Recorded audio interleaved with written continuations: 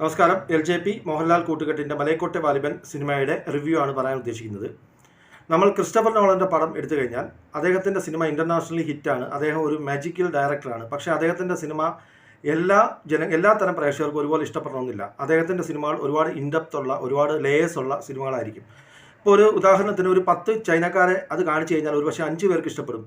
പക്ഷേ ഒരു 10 അമേരിക്കക്കാരെ കാണിച്ചാലും 5 പേർക്കായിരിക്കും ഇഷ്ടപ്പെടുന്നത്, 5 പേർക്ക് ഇഷ്ടപ്പെടില്ല. അതുപോലെ തന്നെ ഇന്ത്യക്കാരായാലും ആഫ്രിക്കക്കാരായാലും പാകിസ്ഥാൻകാരായാലും ആരെ കാണിച്ചു കഴിഞ്ഞാലും പകുതി ആൾക്കാർക്ക് ഒരുപക്ഷെ അദ്ദേഹത്തിൻ്റെ സിനിമകൾ ഭയങ്കരമായിട്ട് ഇഷ്ടപ്പെട്ടെന്നിരിക്കും. ബാക്കി പകുതി ആൾക്കാർക്ക് ഇത് എന്താണെന്നോ അതിൻ്റെ ലേയേഴ്സ് എന്താണെന്നോ അത് മനസ്സിലാക്കാൻ പറ്റാത്ത രീതിയിലുള്ള അവസ്ഥകൾ വരും. സെയിം അവസ്ഥയാണ് നമ്മുടെ LJPക്കും. ഇദ്ദേഹത്തിൻ്റെ മൂവികളെല്ലാം ഒരു പ്രത്യേക പാറ്റേൺ പിടിച്ചാണ് പോയിക്കൊണ്ടിരിക്കുന്നത്.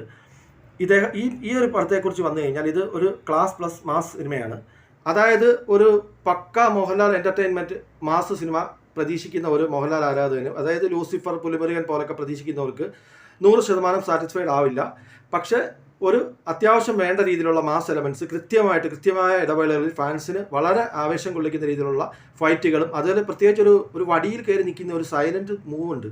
അതിൽ അദ്ദേഹത്തിൻ്റെ ഒരു പെർഫോമൻസ് കണ്ടു കഴിഞ്ഞാൽ, അതായത് ഒരു ലോകത്തൊരു നടനും കാണിക്കാത്ത രീതിയിലുള്ള ചില സംഭവങ്ങളൊക്കെയാണ് അതിൽ കാണിക്കുന്നത്. അത് മോഹൻലാലിന് മാത്രം കിട്ടുന്ന ഒരു സ്പെഷ്യൽ കഴിവാണെന്ന് ഞാൻ പറയുന്നുള്ളൂ. അപ്പോൾ അതുപോലുള്ള സംഭവങ്ങളൊക്കെ ഉണ്ട്. പക്ഷേ ഇതൊരു ബാഹുബലി പോലെ അല്ലെങ്കിൽ KGF പോലെ അടിച്ച് നിരത്തി വൈകാരികമായി ജയിച്ച് കൈയടിച്ച് വരുന്ന ഒരു സാധനമല്ല, ഒരിക്കലുമല്ല. ഇതൊരു പക്ക ക്ലാസ് സീനാണ്. ഇതൊരു ട്രാവലിംഗ് മൂവിയാണ്. ഈ പറഞ്ഞ മോഹൻലാൽ എന്ന് പറഞ്ഞ ഒരു മലൈക്കൊട്ട വാലിബനായിട്ടുള്ള ഒരു ഒരു ഫയൽമാൻ പോലെ ഒരാൾ മല്ലൻ, അത് ഓരോ സ്ഥലത്തും ചെന്നിട്ട് അവിടെയുള്ള വലിയ ഫയൽമാന്മാരെ അടിച്ച് നിരത്തി അവിടെ തൂക്കി അടിച്ച് പല സീനുകളും ഒരു കളരി മൊത്തത്തിൽ തൂക്കി വലിച്ചുകൊണ്ട് കാണിക്കുന്നുണ്ട്.